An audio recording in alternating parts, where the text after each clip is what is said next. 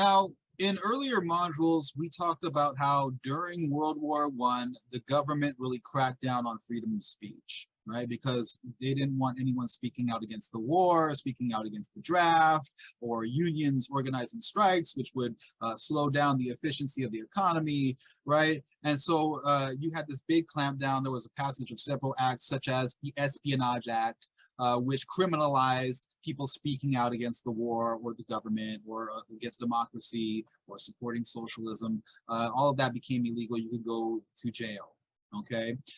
So because of that clampdown on civil liberties, right, like civil freedoms, right, like the freedom of speech, you've seen the development of organizations which wanted to protect civil liberties, such as the American Civil Liberties Union, the ACLU, right? Which was organized in 1917. Now, it took a while for the ACLU to develop into the powerful organization that it is today, because even at the time in the 1920s, the ACLU was having trouble just putting out their literature through the mail because their stuff was getting pulled from the mail too, just like socialist literature was. Remember this big crackdown on freedom of speech and putting messages out there, right?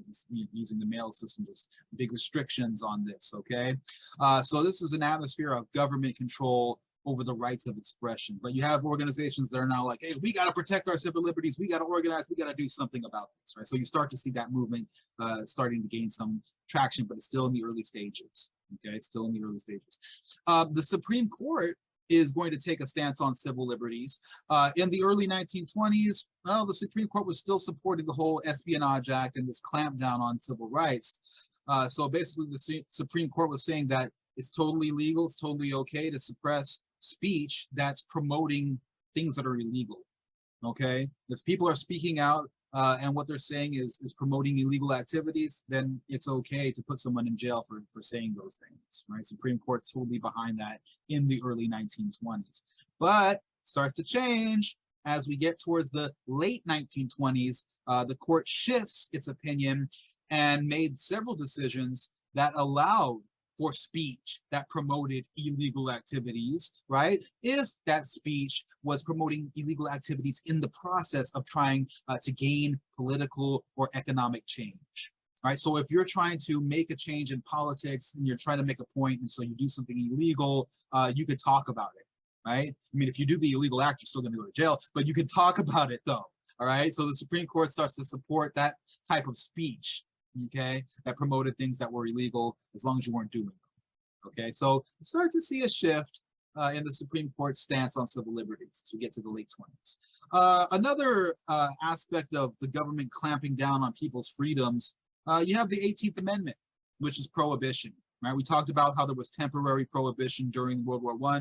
Well, it's going to become permanent with the passing of the 18th Amendment. The amendment was ratified in 1919, and yes, it outlaws the sale of alcohol, the transportation of alcohol, right? But of course, when things are made illegal, you're going to have criminal activity rising up to fill that void now that there's no legitimate sellers of alcohol. So you're going to have criminal organizations step in and start producing liquor, selling liquor, starting underground clubs, right? Speakeasies where people would go to these underground clubs and secretly be drinking in there, right? And partying and listening to jazz, and maybe there's some flappers in there, whatever, okay? But it basically leads to this whole underground scene based around drinking alcohol because it's illegal in the country. And prohibition, this is an amendment to the Constitution, right? So it's kind of hard to get rid of, but eventually it will be repealed in 1933. So it's around for over a decade, but you have all this criminal activity based around that rising up. Okay, and one other example of civil liberties. Let's talk about the Scopes trial. Okay, in 1925, a man is put on trial, a guy named John Scopes. Okay, John Scopes. This is in Tennessee. John Scopes is a teacher, and he's teaching science. He's teaching the theory of evolution. But there is a movement, it's called fundamentalism, very powerful during this time, and they were totally against the teaching of the theory of evolution. They were against anything really that would change traditional Christian belief in the United States. right? So if there's any attempt to modernize Christianity or add like a scientific perspective within Christianity, fundamentalists are totally against this, right? They don't want to see these changes to Christian doctrine, okay? And so John Scopes, he gets arrested for teaching the theory of evolution. He's got a great defense attorney, Clarence Darrow, who is arguing on his behalf.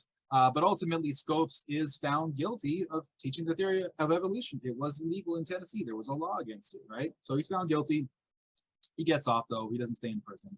The court decision gets overturned later on. But just, it gives you an idea on how, the freedom of speech or the freedom of religion or, it's just the freedom to express yourself was kind of in a tenuous place during the 1920s.